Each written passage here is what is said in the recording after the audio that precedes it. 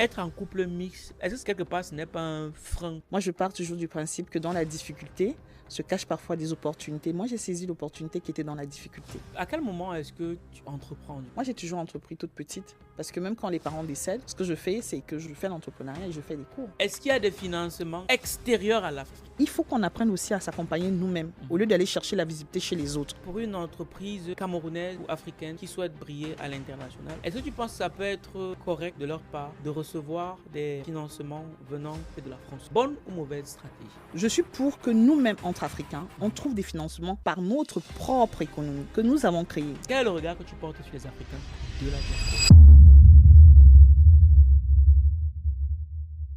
Avec Copili.io, attirer des abonnés qualifiés n'a jamais été aussi facile. Bonjour ma personne personnelle, j'espère que tu vas bien et qu'il t'arrivera des choses bien.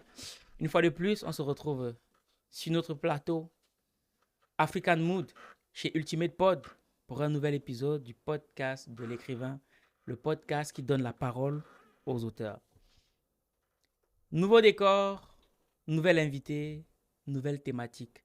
Reprendre le pouvoir sur sa vie. Tel est le titre de l'ouvrage de notre auteur qu'on accueille aujourd'hui. C'est une femme multicasquette qui est tout le temps entre deux vols. Je me demande comment elle fait, d'où est-ce qu'elle trouve cette énergie-là. Et je vais dire quelque chose qui est un peu délicat, mais tu me connais. C'est que c'est elle aussi une blessée de guerre. Chacun comprend comme il comprendra. Elle aura le temps de l'expliquer. Mais au-delà de ça, malgré le fait qu'elle soit une blessée de guerre, elle a quand même su tirer son épingle du jeu. Ou du moins, elle s'en sort plutôt très bien. Et son cheval de bataille, c'est l'agriculture. Et plus précisément, le poivre. Et pas n'importe quel poivre. Le poivre de Penja. Pour ceux qui ne savent pas ce que c'est que le poivre de Penja, bon, elle vous en dira un peu plus. Mais avant d'aller plus loin, tu auras bien compris que cet échange sera un échange éclectique. Donc reste concentré. C'est le genre d'échange qui, avant de l'écouter, tu te dois de prendre un bon verre d'eau, une paire d'écouteurs et te mettre au calme. Parce que tu me connais, c'est sans complaisance. Mais, comme le dit Anglais, sans condescendance. Cette émission est sponsorisée par Copili.io, la seule plateforme d'intelligence artificielle qui permet aux producteurs de contenu de produire un contenu de qualité qui attire des abonnés qualifiés pour pouvoir les convertir en clients. Si tu veux en savoir plus dans le premier commentaire de cette vidéo. 2.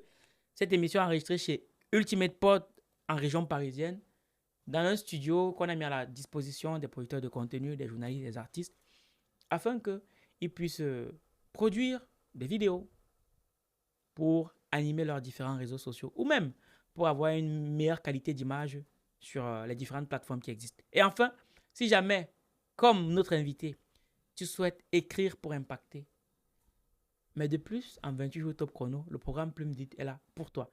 Tout ça est dans le premier commentaire de cette vidéo. Maintenant que tout ceci est dit, on peut tout de suite accueillir notre invité. Bonjour Marjolaine. Bonjour Valère. Comment tu vas? Je vais bien. Jusqu'ici, tout va bien. Je vais bien. Bon, pour ceux qui te découvrent aujourd'hui, qui es-tu?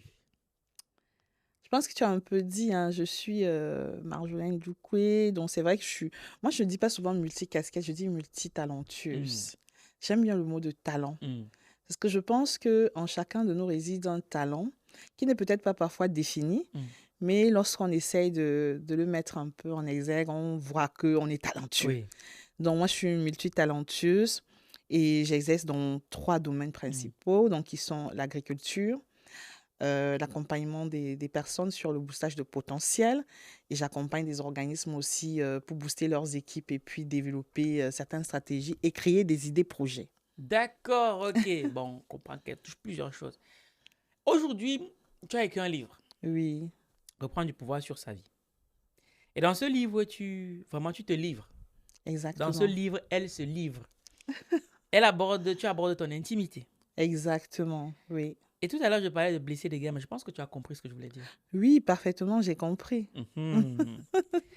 Et aujourd'hui, on va s'intéresser à tes 2 casquettes. Oui. On va s'intéresser à ta casquette en tant que femme et ensuite en tant que femme entrepreneur.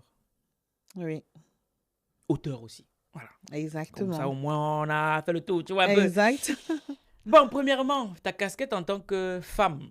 Moi, j'aimerais bien que Tu nous racontes ton histoire dans un premier temps. Je vais la faire courte parce qu'elle est très longue Oui. et elle est assez douloureuse parce que je Mm. ne vais pas raconter quand même toute l'histoire parce que je ne suis pas là pour pleurnicher ou pour me plaindre et surtout, j'aime pas m'apitoyer sur mon sort. Mais ce que je peux dire, c'est que je suis une femme qui est passée par différentes phases de la vie. Mm. Donc, en orpheline, victime de violence et ensuite femme engageante et femme qui entreprend. Mm. Donc, moi, j'ai tous ces casquettes-là. Parce que même ces casquettes qui sont comme des blessés des guerres, comme tu appelles, moi, je pense que c'est des casquettes qui me forgent et qui donnent du courage, parfois, pour certaines. Et moi, pour mon cas, ça m'a donné du courage et ça m'a forgé. Donc, je ne dirais pas que c'est une bonne chose. Ça a été peut-être une mauvaise chose dans mon passé, mais qui m'a permis de pouvoir rebondir et de trouver les bonnes clés. Moi, je pars toujours du principe que dans la difficulté se cachent parfois des opportunités. Moi, j'ai saisi l'opportunité qui était dans la difficulté. Et pendant cette transition, donc il faut qu'on me mette dans un foyer. Donc j'ai fait un foyer, ça s'appelle les 115. Je ne sais pas où tu vas dormir le soir. Waouh, ok. Tu appelles et tu appelles, allô, oui, je suis dans tel hôtel. Est-ce que je vais dormir ici aujourd'hui? Moi, j'ai fait ça, les 115. Et c'est généralement ce que je dis souvent quand je fais mes conférences, c'est que ne regardez pas le patrimoine que les gens ont actuellement. Regardez le parcours et la traversée qu'ils ont eu pour construire ce patrimoine.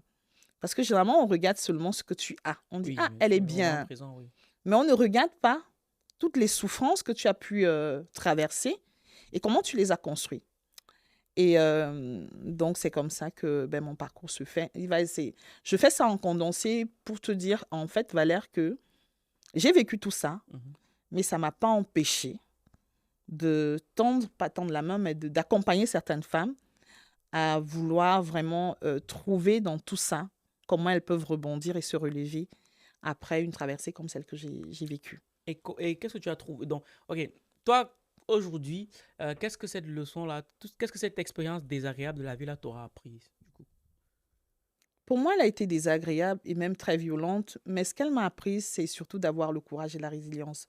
Et de ne pas se dire que quand on vit une situation, que tout est fini pour nous. Parce que j'étais vraiment à la phase, je vais dire, sortie d'une fille, de fille à papa. Oui. Même si on était orpheline, on ne nous avait pas laissé à la rue, on avait une très belle maison et tout. Mais sortir de là et finir sans abri en Europe, c'est violent. Voilà, c'est quand même violent. Je vais dire que ça m'a plutôt appris l'humilité et la responsabilité. Pourquoi responsabilité? La responsabilité sur moi-même, parce qu'en fait, au départ, je m'occupais beaucoup plus des autres, de mes frères. Parce que quand mes parents décèdent, on me laisse carrément la charge de mes frères, parce que, on me se dit, ils ont une maison, qu'est-ce qu'ils vont souffrir? On va les laisser là-bas. Et moi, je me sacrifie beaucoup plus pour eux.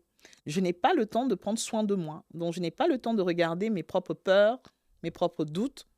Et je ne pense qu'à eux.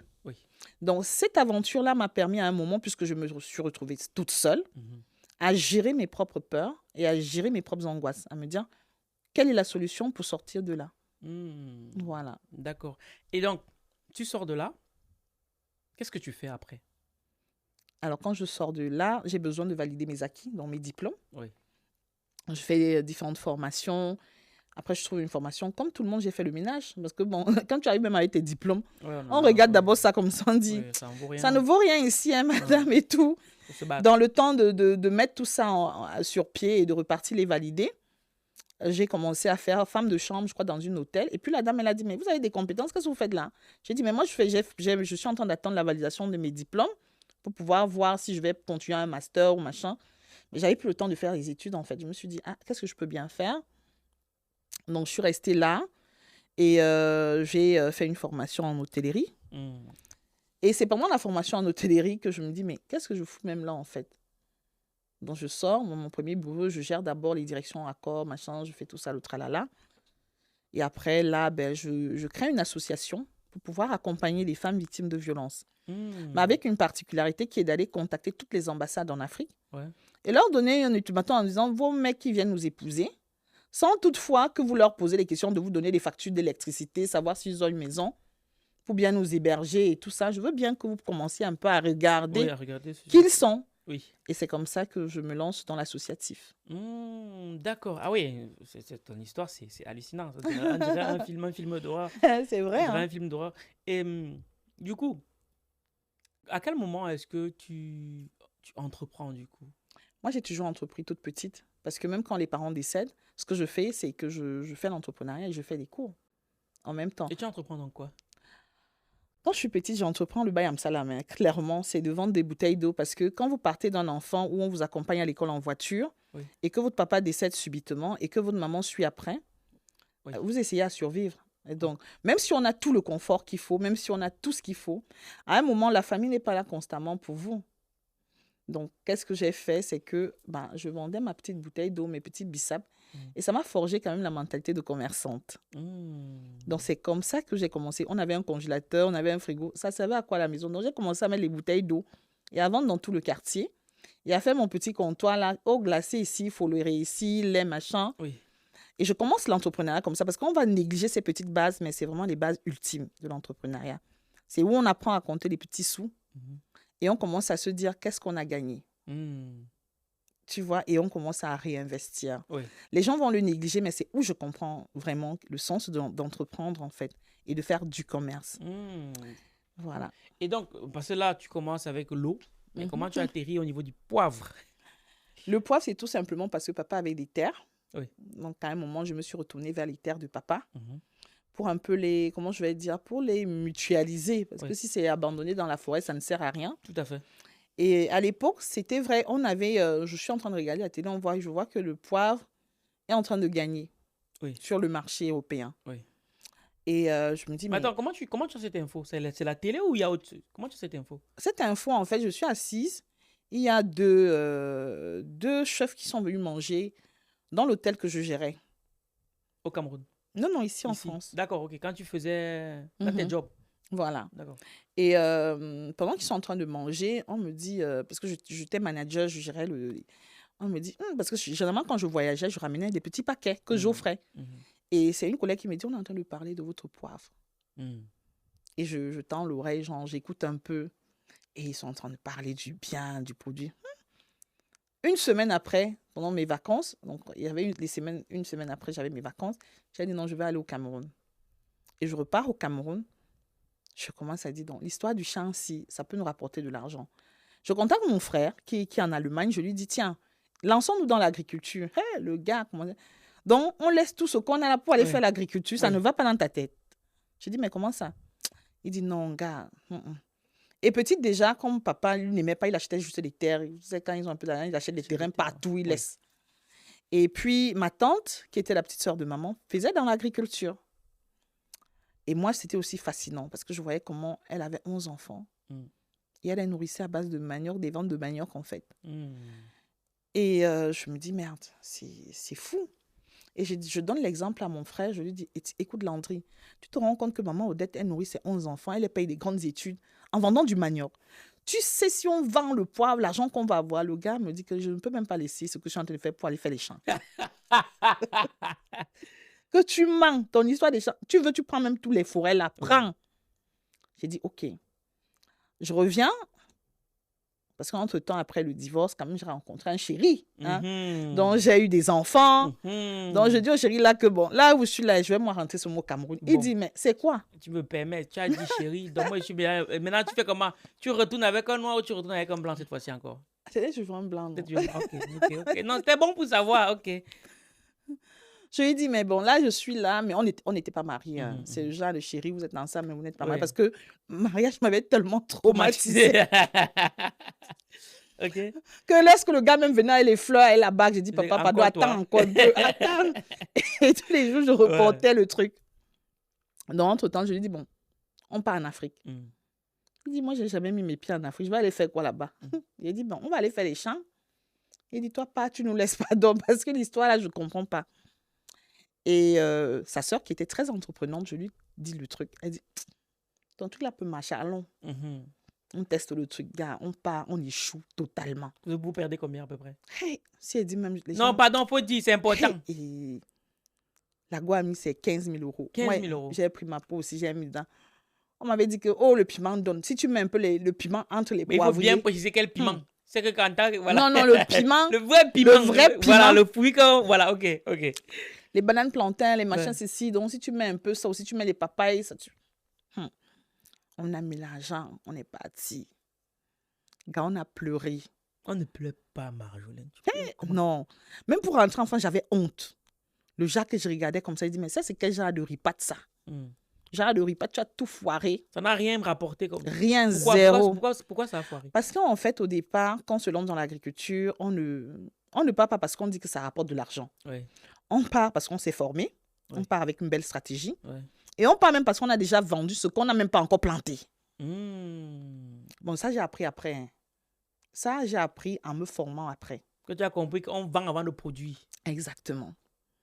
Et donc, moi, je suis partie en genre bien guingué que j'avais réussi, puisqu'on dit que le poivre marche bien, ceci marche bien. La terre ne manque pas. Quand on a récolté, ça nous regardait. Pas de... Les plantains même ont tout pourri. On a distribué qu'à la famille. Wow. D'autres même. Mais c'est pourquoi? une Parce qu'on ne histoire, là. trouviez pas d'acheteurs. Alors, il y a des acheteurs sur le marché, mais si on vend 2 camions et que Ah, il y avait beaucoup. il y en a quoi. tellement, tu fais comment du reste? Et à l'époque, je n'avais même pas encore la conscience de la transformation comme aujourd'hui. Oui. Et même si tu as la conscience de la transformation, est-ce que tu as mis en amont Mhm. ce qu'il faut pour transformer? Donc, on s'est retrouvés là avec nos récoltes qui nous regardaient, les piments qui pourrissaient, ce qu'on a vendu, on a pu vendre, ce qui a pourri, ça a pourri. Après, j'ai dit, tu sais, rentrons-nous en France. On Elle nous dit, posait. OK, on porte encore nos valises. Le gars vient aussi. C'est quand tu arrives que tu vas dépendre encore d'un mec que tu avais tes dos, c'est fini. Tu te regardes comme ça. Il dit que, et ça a donné quoi? Taper poteau, fort. On ne peut même pas lui répondre parce que Ouais. toi-même, tu sais que tu as merdé. Mais oui, forcément. Donc, j'ai vite cherché un autre petit boulot. Je me suis confortée dedans. Puisque Ouais. les tests sont là, j'ai dit, bon, attendez-moi les tests, je reviens. Je reviens. Et puis, je me suis formée. J'ai commencé à faire les fermes agricoles en France pour voir ce que ça peut rapporter, quelles sont les bonnes méthodes adaptées Donc, tu es pour venu nous. faire le champ en France. Voilà.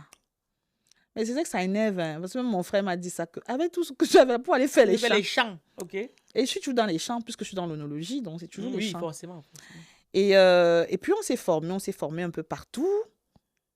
Et c'est où je découvre la passion de l'onologie aussi. Parce que en fait, ce poivre-là, je veux le donner en accord au chef. Oui. Et la bonne méthode, c'est qu'à chaque fois que je donne le poivre à un chef, il me dit qu'il n'y a pas le vin qui s'accorde. Dans ce temps, je dis, mais qu'est-ce qu'il faut faire? Mais il faut qu'on trouve les cépages qui s'assemblent le mieux pour accorder la cuisine africaine ou caribéenne.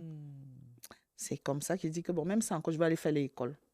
Donc, je suis rentrée à l'université du vin pour pouvoir apprendre ça aussi. Donc, j'ai fait l'université du vin français à Suze-Larousse. Et puis, j'ai appris cette méthode-là aussi. Comment on peut cultiver la vigne en Afrique, quels sont les cépages qu'on peut mettre là-bas, et comment surtout on peut accorder nos cuisines, pimentées, épicées. Et j'ai trouvé la méthode de la bonne culture. Et en rentrant pour la seconde fois, je me suis dit, ne rentre pas comme ça. Cherche la meilleure personne dans le village ici qui fait le poivre et qui a réussi, et qu'il te forme encore. Même si tu as appris en Europe, oui, il y a les réalités du terrain. il y a les réalités du terrain. Et c'est comme ça que je rencontre un papa du village qui est vraiment connu sur le métier. Et puis lui, il dit, bon, je vais prendre ta main. Je pars à son bureau avec audace. Il dit que le père me dit que tu as 50 hectares, 100 hectares, 200 hectares. Me voici. Moi, ma part là-bas, viens m'aider. Et c'est comme ça qu'il m'accompagne. Et au final, comme on a quand même envie de vendre nos produits, je lui propose, est-ce qu'on ne peut pas faire les choses ensemble? Et au final, il me dit, bon, là, regarde, on est en train de faire l'association. Ça peut être sympa. Qu'est-ce que tu veux qu'on fasse? J'ai donné mes petits plans. Il a vu que c'était bon. On s'est mis ensemble. Et aujourd'hui, bon, je représente nos producteurs. Donc, ce qui fait que quand les gens veulent commander, aujourd'hui, ils peuvent commander en gros. Et moi, j'ai la possibilité aussi de leur chercher des marchés extérieurs, ce qui est bien. Et donc, voilà comment on s'est mutualisé ensemble pour pouvoir faire de ce poivre-là un poivre mondialement connu aujourd'hui. Et c'est quoi la marque du poivre, du coup? Le poivre de Penja. Le poivre de Penja. Ça s'appelle le poivre de Penja parce que c'est une IGP, indication géographique protégée. Donc, on ne peut appeler que le poivre de Penja.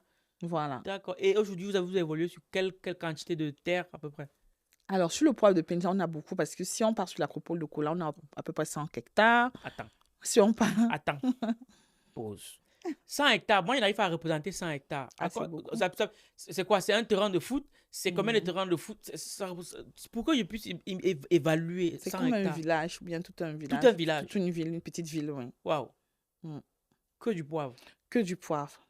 Et la question que moi j'aimerais poser ici, c'est maintenant, comment tu fais pour trouver, puisque ça fait beaucoup quand même, comment tu fais pour trouver des acheteurs qui vont pouvoir consommer toute cette production?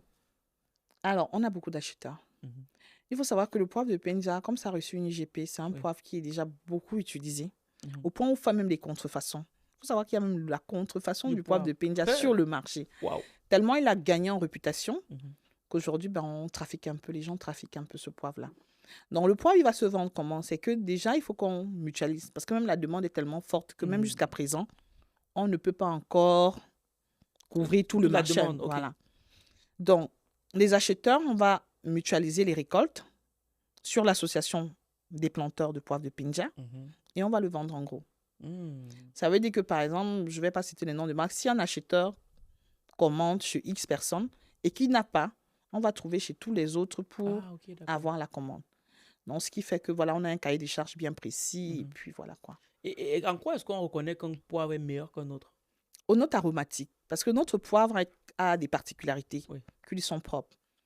On a, sur les notes, on a quand même le côté mentholé, le côté très animal, on a le côté terreux, on a aussi le Tout ça fait, sur le poivre. sur le poivre, on a le fait qui peut accompagner un plat salé comme un plat sucré. Mhm. Et la particularité du poivre de Penja, c'est qu'en blanc, on a beaucoup plus d'ampleur, en noir, on a quelque chose d'assez frais et plus littéralement moins long en bouche. D'accord. Et le poivre, c'est quoi? Ça sert uniquement comme assaisonnement dans la cuisine ou alors ça a d'autres fonctions, le poivre? Ça a d'autres fonctions. On peut Mm. faire l'huile au poivre, par exemple, pour masser. On l'utilise aussi dans les tisanes, par exemple, pour digérer, anti-inflammatoire. Oui. On l'utilise pour les cheveux, contre les pellicules. Waouh. On l'utilise beaucoup. D'accord. OK. Et donc, lorsqu'on est dans une discipline comme celle-là, c'est quoi Mhm. les challenges que vous rencontrez au quotidien, par exemple de 100 hectares? Les intempéries, Ah oui. oui, l'environnement. Oui. L'environnement. En 2022-23, on a eu la sécheresse qui était très, très forte. Il y a Oui. des planteurs qui ont perdu beaucoup de plants de poivriers. Oui. La pluie qui peut aussi détruire les pépinières. Donc, c'est vraiment les intempéries. C'est vraiment ça, c'est le temps. Et comment tu gères le vol? Alors, on ne vole pas. Comment ça, on ne vole pas? Dans quelle Non, entreprise on ne vole pas? non, les vols sont minimes. Je Ah, t'explique pourquoi. Parce qu'en fait, sur le village, ce que notre patriarche a fait dans M. Métomon, il a créé quand même quelque chose qui est très étonnant, c'est que pratiquement tous les enfants du village travaillent dans nos plantations. oui. Donc, il a créé une très belle économie circulaire qui permet que tu travailles ici, tu travailles là-bas, l'argent, on les paye bien. Oui. Quand on te paye bien quelque part, toi-même, tu as peur d'aller voler là Oui, il où y a on une te petite donne. reconnaissance Voilà. quand même. Il a mis des écoles sur place pour les enfants. Ouais. Et il y a une insertion pour former les... Donc, ça permet que les femmes sont formées. Mhm. Les hommes, ils travaillent dans les plantations. Quand il n'y a pas le moment des récoltes, ils ont toujours quelque chose à faire parce qu'on a monté des petites usines un peu partout.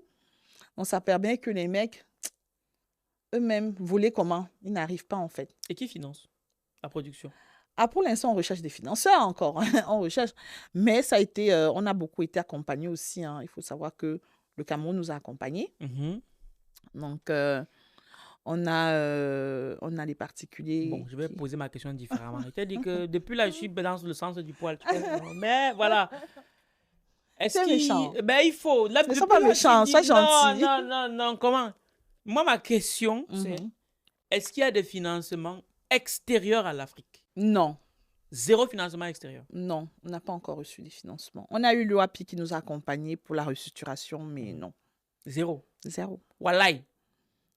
Zéro. Comment on dit chez nous, si Emma, il va en faire. Ouais, oh, Valet, Joker. Elle a sorti le joker. Elle a sorti le joker. Pourquoi tu sors le joker? Parce qu'en fait, c'est pas à moi de parler de ce sujet-là. On a quand Mhm. même un président dans l'association qui est Mhm. plus à même Ah, à même parler là, de ce d'en parler. projet-là, oui. Ok, bon. On note quand même qu'il y a le joker. Maintenant, chacun analyse ça comme il veut. Mais il y a eu le joker.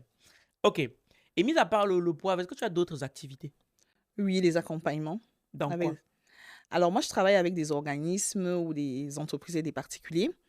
Sur la partie accompagnement, je vais faire ce qu'on appelle un boost potentiel, mais sur l'entrepreneuriat. Beaucoup plus sur les entreprises. Et ce que je fais, c'est vraiment accompagner les personnes à créer ou à développer leur potentiel sur des marchés. Mhm. Ça, généralement, on ne parle que de la personne, Mhm. mais on peut avoir des potentiels aussi sur des marchés. Ça veut dire que, bon, par exemple, je vais prendre le cas d'un pays qui m'a contacté il n'y a pas longtemps. Mhm. Marjolaine, voici le dossier, qu'est-ce qu'on peut faire? Et moi, je vais apporter des stratégies, d'idées qui vont me permettre de trouver le potentiel de ce dossier-là. Mhm. Et à ce moment-là, on va essayer de le vendre à l'extérieur. Ok. Et est-ce que tu penses que pour une entreprise camerounaise ou africaine qui souhaitent briller à l'international, est-ce que tu penses que ça peut être correct de leur part de recevoir des financements venant, je vais prendre le cas peut-être de la France. Bonne ou mauvaise stratégie?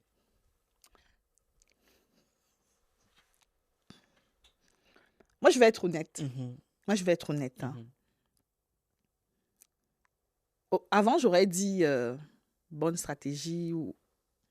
Mais au jour d'aujourd'hui, je vais dire mauvaise stratégie. Mais Je pourquoi? m'explique. Mhm, On est sur une montée de leadership africain. Je vais mhm, appeler ça comme ça. mhm, Où la majorité des Africains aujourd'hui brillent par elles-mêmes mhm, et n'ont plus besoin d'être escortés ou épaulés par des autres parce qu'ils ont des talents. mhm. C'est ça d'ailleurs que je t'ai parlé de talentueux et talentueuses. Oui.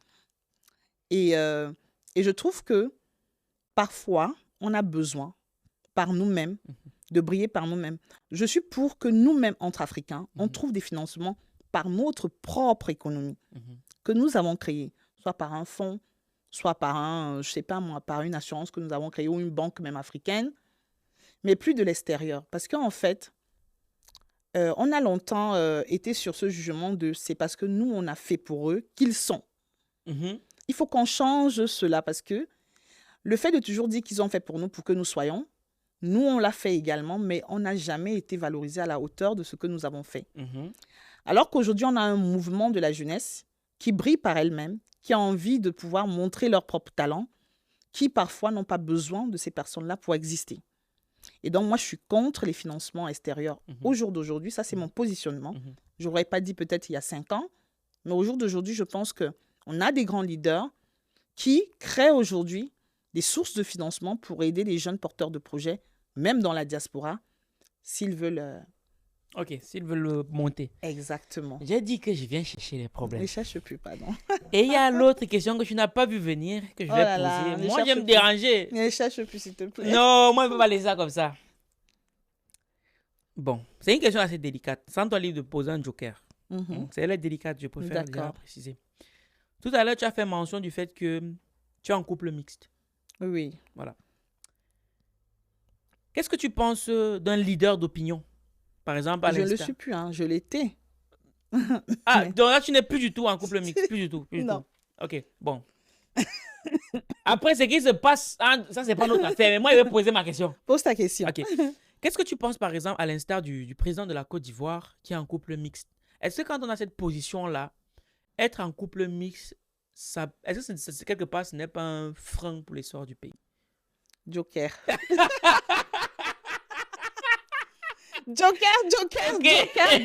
Joker. Ok, d'accord. Ok, parce que ce sont des questions que les gens se posent. Donc, puisque je pose la question, parce que je connais plus ou moins les personnes avec qui tu es en contact. Je sais. Ok. Bon, je vais revenir sur toi. Je vais revenir Tu me sur... cherches. Mais j'avais prévenu. Jusqu'ici, tout se passait bien. Hey, là, tu J'avais épices. Là. prévenu. C'est pas bon. Comment, en plus, le poivre, donc, il faut épicer tout ça. Est-ce que... Bon, déjà, tu m'as fait comprendre que tu as pu lancer l'activité au niveau de Penja. Enfin, tu as lancé ton premier test avec ta belle-sœur, entre guillemets. Et quand tu repars, quand tu finis, quand tu te formes et que tu repars cette fois-ci seul ou alors tu repars avec ta belle-sœur ou je sais pas trop. Non, je repars seule. Tu repars seul. Mm. D'accord. Et du coup, comment tu fais pour parce que je sais qu'en général, il y a plusieurs niveaux d'information. Il y a Oui. l'information blanche qu'on a à la télé qui ne sert à rien. Après, on a l'information grise qui est plus ou moins dans les livres, dans les formations. Après, on a l'information semi-noire qui est dans les face-à-face. Après, on a l'information noire qu'on ne peut avoir qu'au cours de l'espionnage. Et puisque toi, tu es dans l'industrie, il va de soi que l'information industrielle, c'est le diamant. Ma question, étant donné que tu t'es formé Oui, ici, et qu'on sait que chacun protège son secret industriel, exact. comment tu as fait pour avoir les informations, pour pouvoir développer ton truc à Penja? Alors, ça, c'est une bonne question parce qu'en fait, si tu payes une formation, le formateur doit te libérer la formation. Et après, ce qui est intéressant, c'est qu'on ne reste pas sur le côté théorique, la pratique. La pratique sur le terrain, pour moi, c'est pour ça que je dis souvent que la théorie, elle est bien, mais la pratique, elle est essentielle. Ah oui, ça c'est clair. Parce que moi, même si j'ai fait la théorie, je l'ai assimilée rapidement parce que c'est un peu quelque chose qu'on me répète, en fait. Mais la pratique, c'est où tu parles l'espionnage parce que généralement, il ne va pas te donner le bon procédé. Si c'est 100 grammes, il va te dire que mais 80, il a gardé 10 pour lui. Or, c'est 100 grammes. Oui. Mais généralement, toi, c'est pour ça que d'ailleurs, j'ai fait l'université du vin pour affûter aussi toute cette justesse-là, même dans le palais. Parce que lorsqu'on va te former, on va te dire que oui, si tu veux pasteuriser un vin blanc, il faut mettre 60 degrés. Or, peut-être c'est 80. Tu vois, il faut le mettre à 80. Et c'est à force de toi-même expérimenter la chose que tu finis par trouver le juste milieu. On ne te donne jamais la bonne formule. Il ne te dira jamais, va faire comme ça va marcher. Parce que peut-être pour lui, si tu le vends, tu vas aller faire son secret et peut-être toi, tu vas réussir plus que lui. Et donc, il va te donner toujours l'à peu près. Et c'est à toi de faire tes propres preuves. Donc, ça veut dire, moi, je ne savais pas, par exemple, que le poivre avait le mâle, l'aphrodite et la femelle. Et donc, tu vas aller planter peut-être l'aphrodite. Tu n'auras pas le même rendement que si tu avais mis le mâle ici, la femelle à côté, et pour que ça puisse se polliniser. Donc, au fur et à mesure que tu fais tes propres expériences, la première année, tu regardes. La deuxième année, tu essaies de tester en disant, bon, peut-être si je change les pépinières comme ça, et tu t'ajustes en fonction de ce qu'on t'a appris. Et c'est comme ça que tu gagnes. Parce que moi, j'ai appris sur le terrain. Malgré les formations que j'avais déjà prises, même quand je les transmets aujourd'hui pour les porteurs de projets qui veulent se lancer dans l'agriculture, qui partent de la diaspora pour retourner en Afrique, je leur dis toujours, ça c'est du factuel. Ce qu'on donne là, vous allez assimiler. C'est le côté chimique, c'est le côté, on va dire, mais la meilleure façon de pouvoir travailler et de mettre ça en pratique, c'est sur le terrain. Le tester par soi-même. C'est le tester par soi-même. Parce que pour faire un jus, Coca-Cola va te donner son procédé. Tu vas sur Facebook ou bien Google, tu vas trouver. Mets du sucre, mets ci, mets ça. Parce que moi, je suis dans l'agroalimentaire. Tu vas le faire.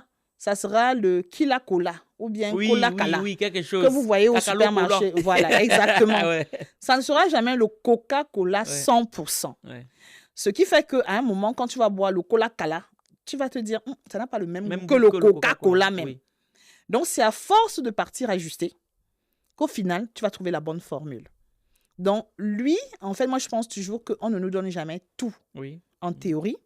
Même en pratique, on va te donner l'à peu près de peur que, parce qu'on est sur une sorte de compétition en tant qu'industriel. Et puis, sur l'industrie, celui-là veut vendre un peu plus que l'autre. Forcément. Et donc, si tu commences à dépasser un peu, ça l'énerve. Moi, j'ai eu des personnes qui ont mis carrément le nom des choses que j'inventais pour mes propres produits. Et, mais tu ne peux pas les attaquer, tu ne peux rien faire, puisque si tu vois là, c'est un nom.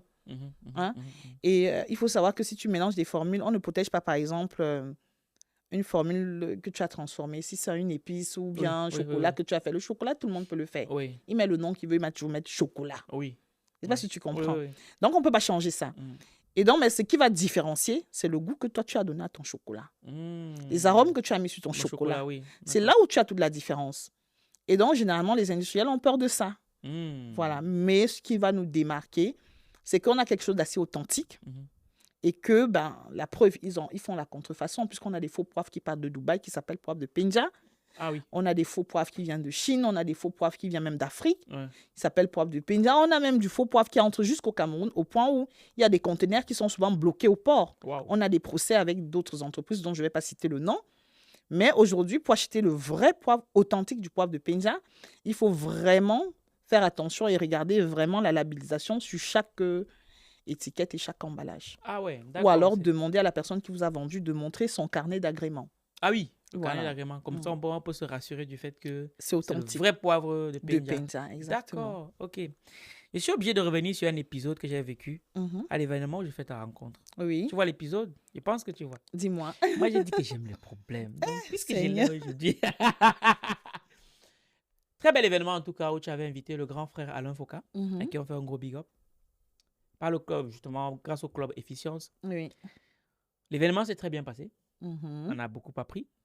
Jusqu'à ce que l'un des sponsors arrive de l'événement. Je ne vais pas citer le nom. C'est le problème.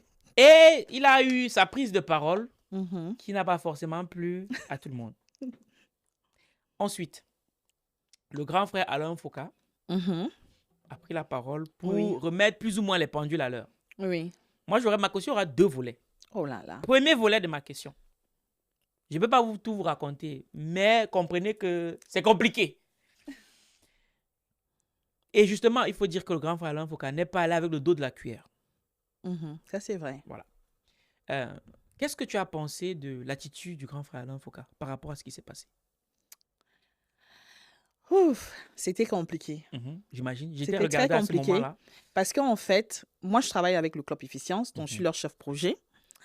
Et c'était compliqué parce que quand on a besoin de sponsors, mieux on ne le cherche pas là-bas, donc chez ceux-là, OK. soit on le cherche chez nous Mhm. et on évite ce genre de manifestation, Mhm. ce qui n'était pas le cas parce qu'on avait dit oui. Parce que quand un sponsor se présente, il dit oui, je vais vous sponsoriser, Ah, n'est-ce c'est le pas? sponsor qui s'était présenté. Le Alors, sponsor. si on dit qu'on recherche des sponsors, Oui. vous envoyez votre, Ah oui, et vos du coup, dossiers il y de a prêt quelqu'un qui va... qui se OK, présente. S'il d'accord. dit oui, bon, Mhm. et c'est le chef projet aussi qui valide, et puis la maison aussi valide. Mhm. Donc, je ne suis pas seul Oui, bien porte-à-faux. sûr, bien sûr. Mais je veux dire que le monsieur s'est mal comporté. Je le dis parce que je le lui ai redit. Mais j'étais mal sur l'instant parce Oui, que c'était très gênant. c'était très gênant pour moi. Mhm. Et on ne va pas quelque part et on dit c'est grâce à moi que. Il a été très condescendant. Très il faut le dire. condescendant. Ça, je ne refuse pas. On ne peut pas le dire, mais il était maladroit. Parce que Mhm. quand je l'ai suivi, il m'a dit Marjolaine, je suis désolée, j'ai été maladroit. J'aurais dû te demander avant ce que j'aurais dû faire ou dire. Mhm. Là, il me l'a dit. Mhm. Il m'a dit, je suis désolée. J'aurais dû parler autrement. Et je pense aussi qu'il s'est senti mal. Parce qu'il est parti un peu comme le sorte de petit vengeur pour venger tous ceux qui ne sont pas là, avec tout le discours qu'il y avait, que tu as d'ailleurs justement Oui, bien entendu. sûr. Mhm. Et je pense qu'il est parti. Moi, ça, c'est ce que j'ai pensé. Mhm. Et je le lui ai fait comprendre après. Et il s'est dit, bon, qu'est-ce que les gens là sont en train de raconter? Moi, je vais aller là-bas, je vais dire que c'est grâce à nous que. Sauf que dans ce genre de milieu, il n'est pas venu rencontrer des illettrés. Généralement, ils vont sponsoriser des événements où il n'y a pas d'intellectuels, Mhm. des événements où les personnes n'ont pas le libre arbitre de dire ce qu'ils pensent. Et Ils avec vont des arguments. subir. Voilà, ils vont subir. Parce que quand tu finances les soirées, les événements, je ne sais pas, Ouais, c'est pas pareil. où il n'y a que deux intervenants qui prennent la parole, là, on n'a pas un échange d'idées Mhm. et d'opinions. Mhm. Et aujourd'hui, on sait bien que nos opinions, moi, si je parle de mes opinions, aussi les gens vont partir chez toi parce que on a des opinions, tu connais où je viens, donc on a des opinions qui sont bien tranchées, bien sévères Mhm. sur certains sujets. Et généralement, quand tu connais ce genre d'endroit, Mhm. tu arrives avec beaucoup plus d'humilité comme partenaire Mhm. de soutien, Oui. pas comme un partenaire qui vient, et parce qu'on se soutient mutuellement, Oui. puisque grâce à nous, tu as une visibilité, et grâce à toi, Oui, l'événement, d'une certaine manière, voilà. voilà. Mais c'est pas grâce à toi qu'on est là, parce Oui. que le lieu coûte quand même un certain Un prix. certain prix. Ouais. On parlait pas C'est pas n'importe quel ton lieu en même temps. petit, voilà, c'est pas ton petit truc là qui a fait que. Et puis, il s'est excusé pour ça. De mon grand frère Alain Foucault, je pense qu'on connaît comment il est. Non, moi, on ne connaît pas. Moi, j'ai découvert cette facette-là. Je ne Voilà. connaissais pas puisque moi, je suis sur les vidéos. C'est quelqu'un qui est assez cru dans ce qu'il dit. Mhm. Il ne cherche pas à aller avec... depuis des années, hein, même quand il faisait ses reportages, il dit les choses telles qu'elles sont. Il ne cache pas la vérité à la Oui. face du monde. Il le dit, bien que tu le prennes en mal ou en bien, il te C'est le pas son dit. affaire. C'est pas son affaire, mais il te le dit. Et il te le dit de la manière dont il a l'habitude de faire. Et sur le coup, moi, je pense que pour moi personnellement, je m'étais sentie mal parce que ce problème-là, c'était un peu le mien parce que c'est moi qui gère leur... Bien sûr, bien voilà. sûr. J'étais un peu entre deux. Quoi. Voilà. Et ça m'a beaucoup blessée. Mais je pense qu'il avait raison de le dire aussi parce que la personne s'est remise en question Mhm. et a compris que ce n'était pas là-bas qu'il fallait dire cette phrase-là précisément. Et bon, ben, on ne change pas hein, le fusil d'épaule. Le grand frère Alain, il est comme ça. Il est très cru dans ce qu'il dit. Et je pense que c'est aussi bien parce que c'est ce qu'on veut. Ça éveille aussi les consciences et ça nous fait prendre conscience qu'on est important. On n'appartient pas aux autres, on est important. Et qu'on a de la valeur. Généralement, on est toujours resté en retrait. On n'a pas osé dire les choses. Aujourd'hui, quand je regarde ce que tu fais, moi, je te suis sur les réseaux, même si on n'est pas en contact. Je regarde ce que tu fais, parce que moi, je ne suis pas beaucoup réseaux sociaux. Oui, hein. bien sûr. Je regarde beaucoup ce que tu fais. Et je vois que tu as de l'audace aussi dans ce que tu fais. Combien de personnes d'entre nous, même nous, Noirs, a pris cette aisance de dire on va parler des auteurs africains. On n'en parle pas beaucoup. Pourtant, on lit. Et prendre le devant de faire des choses, c'est souvent aussi bien de faire les choses et de les dire. Et je pense que c'est ce qu'Alain fait. Bon, peut-être que vous avez écouté. Je vais être un peu plus précis. Hein. C'est un événement qui avait été organisé par le Club Efficience, qui est un club dans lequel les membres sont essentiellement africains. Je ne dis pas de bêtises quand je dis ça. Non. Il a dit essentiellement. Oui, exactement. Je n'ai pas dit tous, mais essentiellement. Essentiellement africain. Voilà. Et il se trouve qu'il y a eu un événement qui a été organisé par ce club-là. Mhm. Et il y avait un sponsor qui était non africain. Mm. Voilà. Et c'est ce sponsor-là qui a été très condescendant lorsqu'il a pris la parole. Mm. Je ne vais pas citer le nom du sponsor, Non, s'il te mais plaît. compreneur comprend. Voilà. Exactement. Compreneur comprend. OK. Et donc, est-ce que quelque part, bon déjà, avant d'arriver jusque-là, est-ce que tu penses que, toi, ton opinion, voilà, Mhm. est-ce que tu penses que nous vivons vraiment dans un environnement où les gens ont envie que la communauté africaine puisse avoir un positionnement reprendre le positionnement qui leur revient de droit? Pour être honnête, Oui. je dirais non. Non. OK. Je te dis sincèrement. Mhm. Parce que pour prendre la place qui nous revient de droit, Mhm. on force un peu. Mhm. Et on force, on a raison de forcer. Mhm. Parce qu'on n'est pas au Cameroun, on n'est pas en Asie, on est en France. Oui. Et parfois, il faut bien qu'on puisse se présenter avec ce que nous avons, nos compétences, et que même si on n'ouvre pas la porte, on finit par la défoncer pour y entrer. Et non, moi, je pense que les portes sont assez fermées pour nous. Mhm.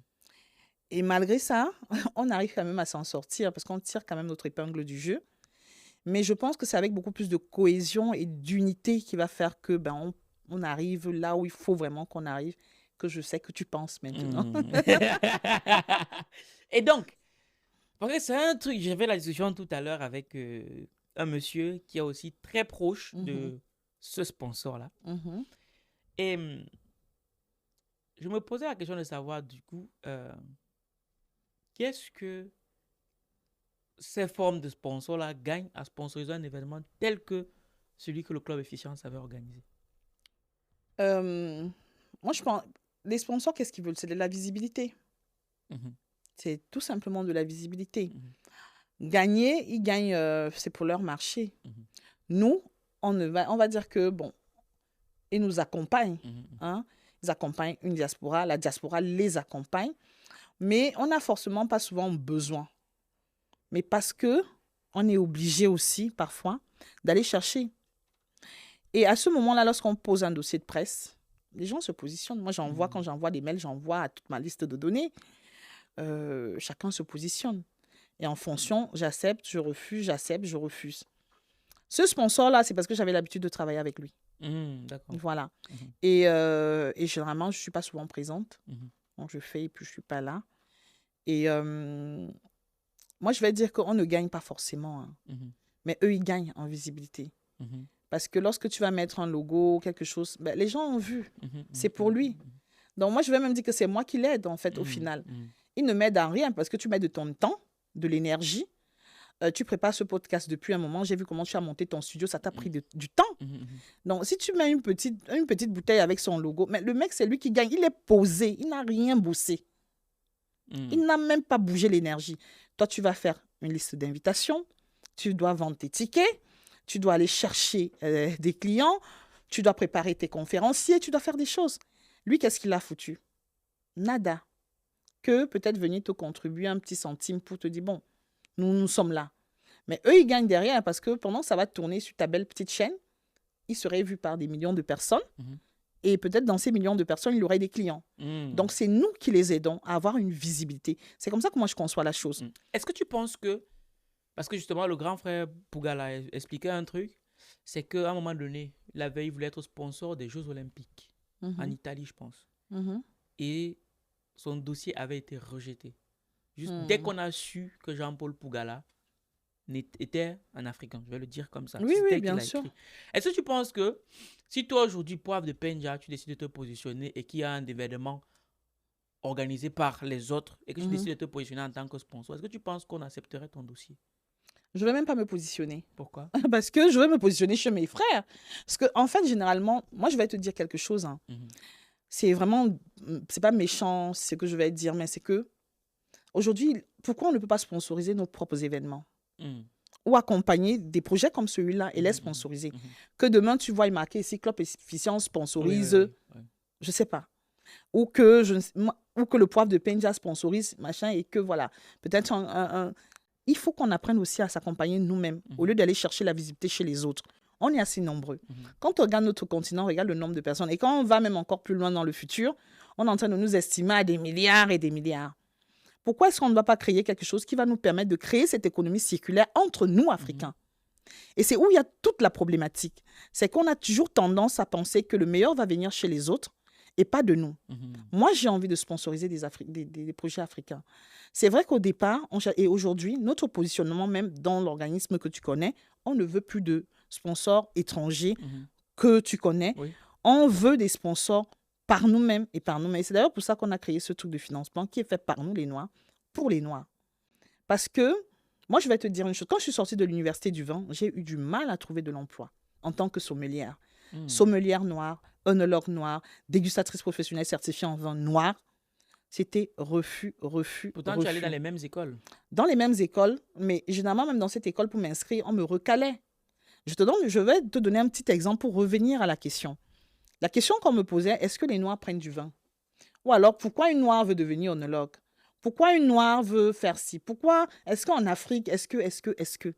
Pourtant, les containers se chargent tous les jours quand tu vas au port du Havre. Ouais.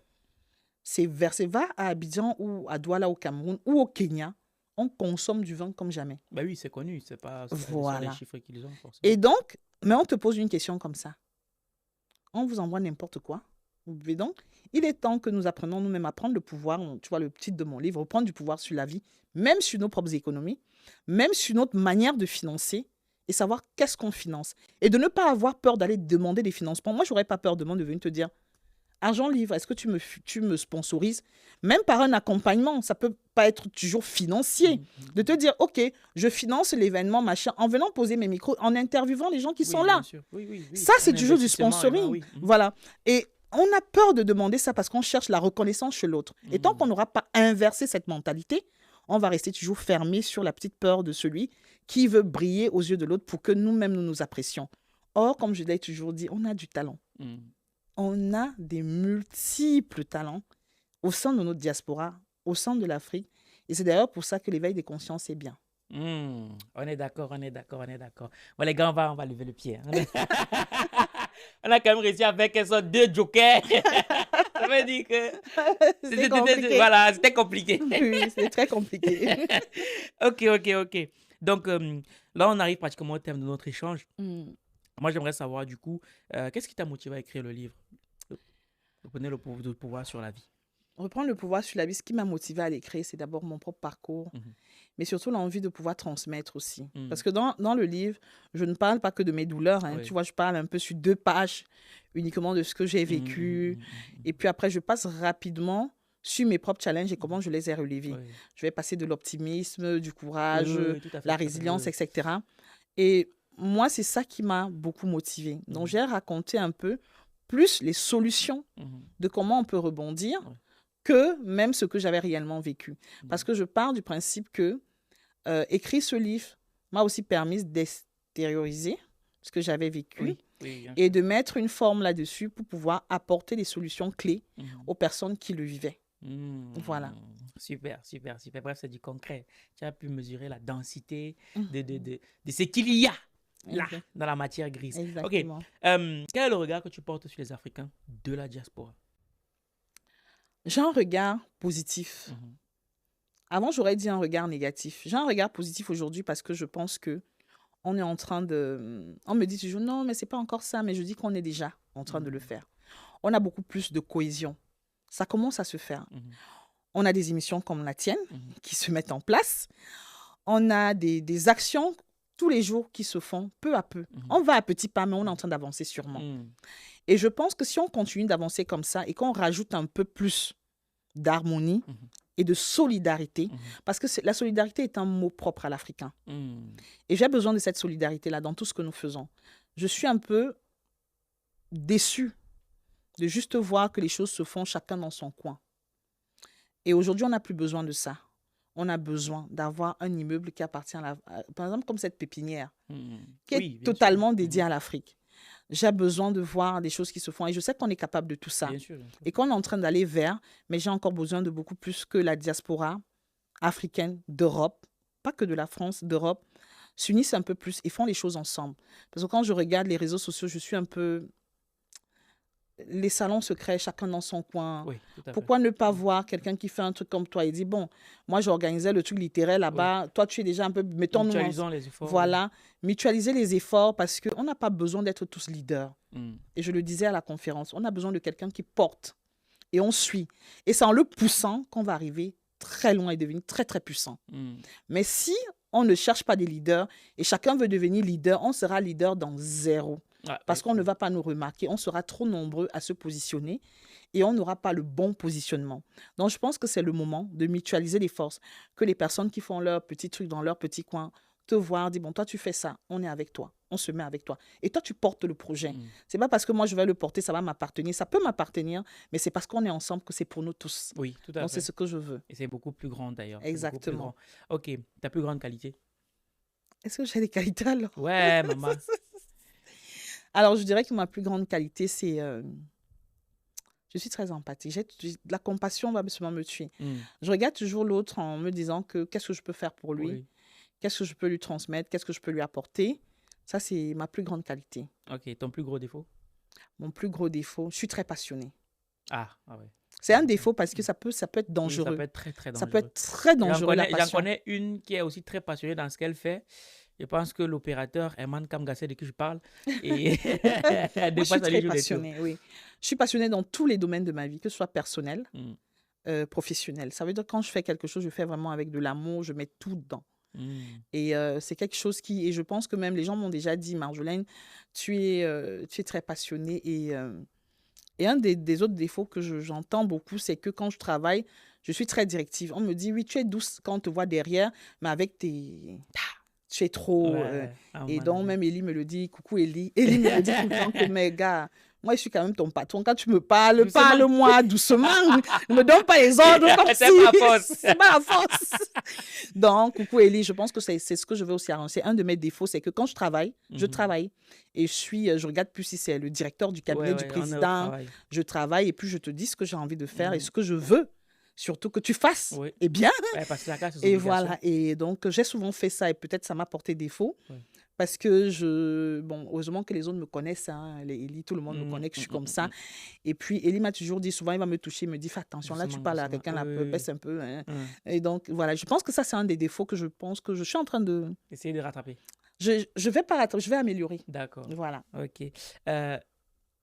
Hormis ton livre, Mhm. un livre que tu recommanderas à quelqu'un de lire? Il y a tellement, hein. Non, mais un, on veut un. Je sais forcément qu'il y en a plusieurs. Bon, j'ai lu Chaussettes rouges. Stanislas Zézé, à qui Voilà. on fait un gros big up, ouais. Moi, je le recommande parce que c'est un livre qui... J'aime l'argent. Mm, Et c'est un bon financier. mm, Il parle de toutes les clés, tu vois. C'est très pertinent et c'est très intéressant. Ouais. Moi, j'ai lu ce livre parce qu'à l'intérieur de ce livre, gars, même si tu cherches 5 francs, tu connais comment les frais de 5 francs est parti. C'est ça. Et donc, c'est pour ça que j'aime beaucoup ce livre et je le recommande. Voilà. L'homme aux chaussettes rouges. Bref, Exactement. aussi bien le livre de Stanislas Zézé, le nom Mhm. est en train de m'échapper. Exactement. Ben, vous trouverez tout ça dans le premier commentaire de cette vidéo, dans le bouton qui va s'afficher quelque part là. Le livre de Exactement. Marjolaine. Vous Reprendre le du trouverez pouvoir aussi sur la vie. Sur la vie. Vous le Mm. trouverez aussi dans la ligne, soit le premier commentaire, soit quelque part sur le bouton à gauche ou à droite. Bref, on met tout à votre disposition. Ben, Marjolaine, ta caméra est là. S'il y a un message que tu aimerais qu'on retienne de toi, ça sera lequel? Hum, Il faut regarder ta caméra. Celle-là. Celle-ci, D'accord. voilà. Alors, le message que j'aimerais qu'on retienne de moi, c'est ne pas surtout retenir la partie où j'ai vécu des difficultés. Je pense que ces difficultés m'ont forgé, m'ont beaucoup appris dans la vie. Et j'ai surtout grandi en me forgeant avec celle-là. Donc, ce que je voudrais que vous reteniez, c'est que dans la vie, il faut apprendre à être optimiste, résilient et surtout avoir beaucoup de courage. Donc, je pense que je me définis en ces 3 points-là. Courageuse, optimiste et résiliente. Donc, c'est la seule chose que vous pouvez retenir de moi et une femme très passionnée. Yes, sir! La messe est dite, comme on dit chez nous, au pluriel, amenez. Donc, merci beaucoup, Marjolaine, de t'être prêtée au Merci. jeu, d'avoir pris le temps, sachant que tu étais fatiguée, les voyages et Oui, tout. merci Mais tu es là beaucoup. vraiment. Merci beaucoup. Surtout que tu Merci. nous as apporté beaucoup de pépites là qu'on va bien teaser, qui vont t'attirer un peu de problèmes. Mais ça fait Oui. partie du jeu. Seigneur, tu aimes les problèmes. Hein. I don't like peace, I Eh, want problem. La non. paix n'est pas rentable. Tu aimes les problèmes. Je n'aime les problèmes.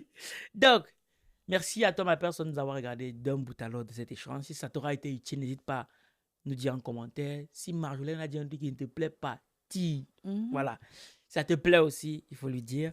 Et puis, comme on t'a dit, son livre est disponible. On te met ça dans le premier commentaire de cette vidéo.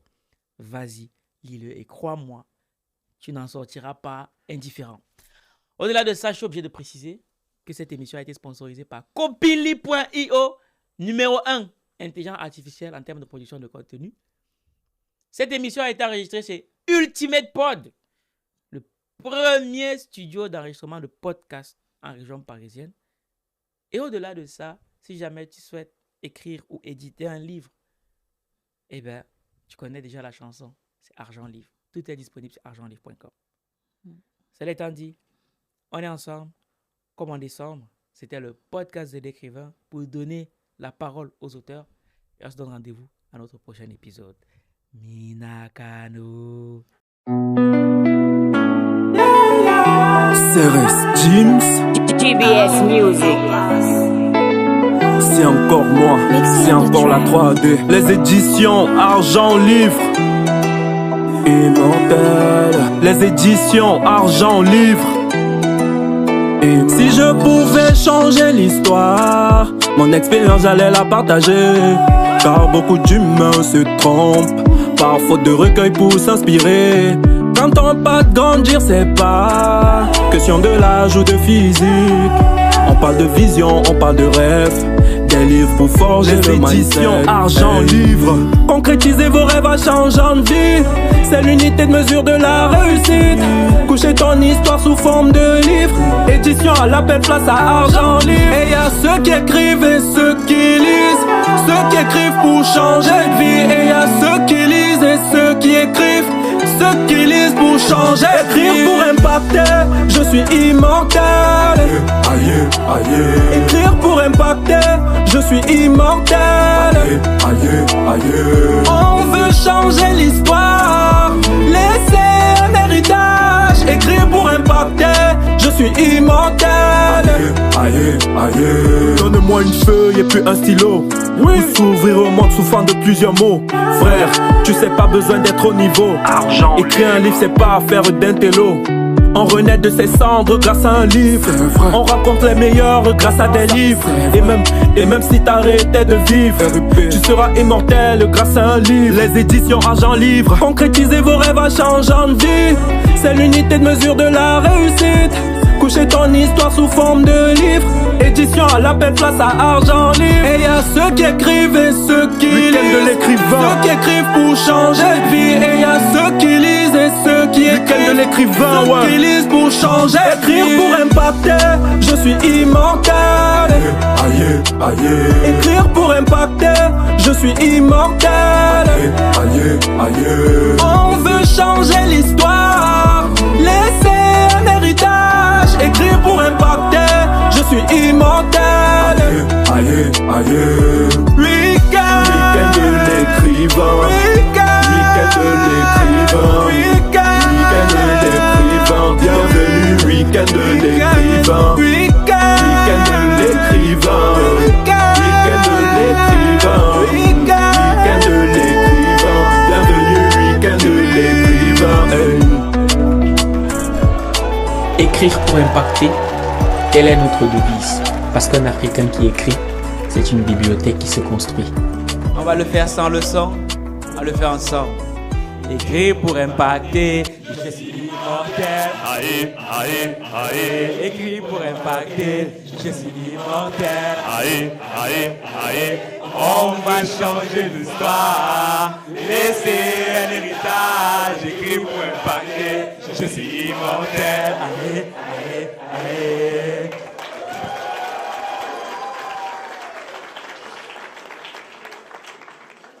Merci beaucoup, vous pouvez vous asseoir. Est-ce que maître me décote dans la salle? Oui. Ok, super. Donc,